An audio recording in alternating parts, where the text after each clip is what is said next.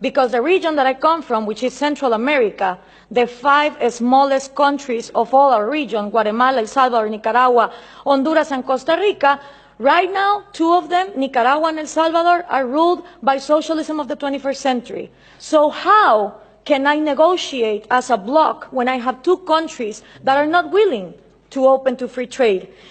And for these 3 ways to work, you need to understand something about Latin America. I had 2 slides, 2 pictures, if we could put them on, please. The first thing is Latin America has always been ruled by dictators. Then Fidel Castro comes in, and he is successful in making a Marxist guerrilla. In the moment that Castro comes in and he makes a Marxist guerrilla, all the countries in Latin America start copying and pasting that model. You had Marxist guerrillas everywhere, Guatemala, Nicaragua, Peru, trying to do the same thing as Castro, financed by the Soviet Union and with the intelligence of Cuba. 1989 comes, the Soviet Union collapses, and the left Marxist wing of Latin America, the socialist sectors, they are in trouble, because now they don't have the money of the Soviet Union to keep on going with these violent guerrillas, but they still want to come to power. So what do? Well, Fidel Castro gathers together with Lula da Silva, and they form the first Forum of Sao Paulo. The Sao Paulo Forum is a parliament that every year gathers together to further on the socialist agenda. And they start working on 1990. In 1998, they put their first president, Hugo Chavez.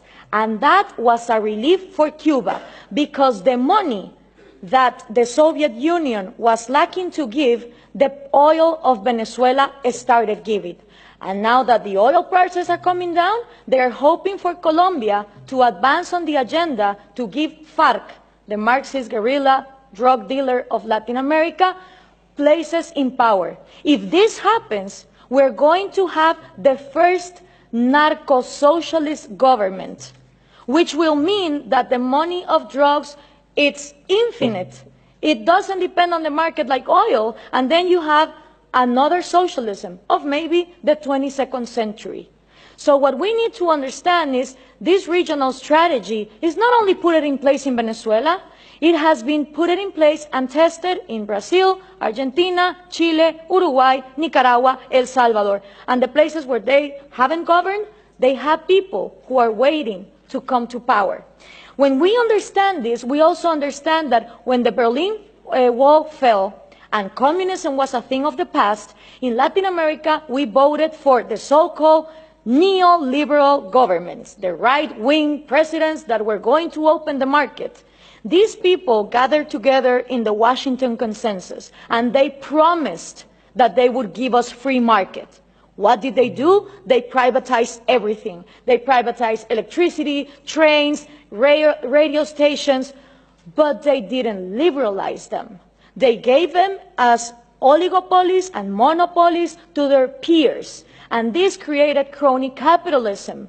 But for most of the population, the one to blame was free market. I don't know if we can now put the picture, please. For the people, what is needed to be blamed is free market, when free market has never existed in Latin America. So it's always blaming the government, but expecting more government to come in and solve the problem, like this picture shows here. So what happened then? People started voting for socialism of the 21st century because they were going to, fix the mess that this crony capitalists did in the 90s. Venezuela was going to be the promised land. Caracas was going to be the New York City of Latin America. So what happened? All these people get in power, Chavez, Lula, Correa, Evo Morales, and instead of finishing with the privileges, the crony capitalism, the oligarchies, they become even worse. So why is this good news to us? Because people in Latin America don't know what to do. They tried with the right wing, and they think that too much of a free market failed, and then they tried for socialism of the 21st century, and it turns out that it didn't end poverty, it multiplied it.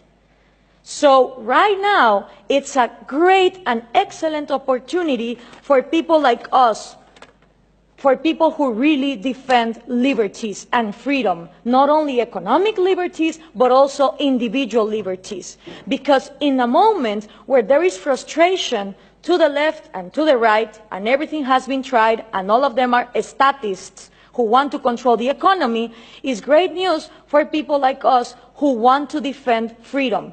The examples given here from different regions of the planet demonstrate that freedom works.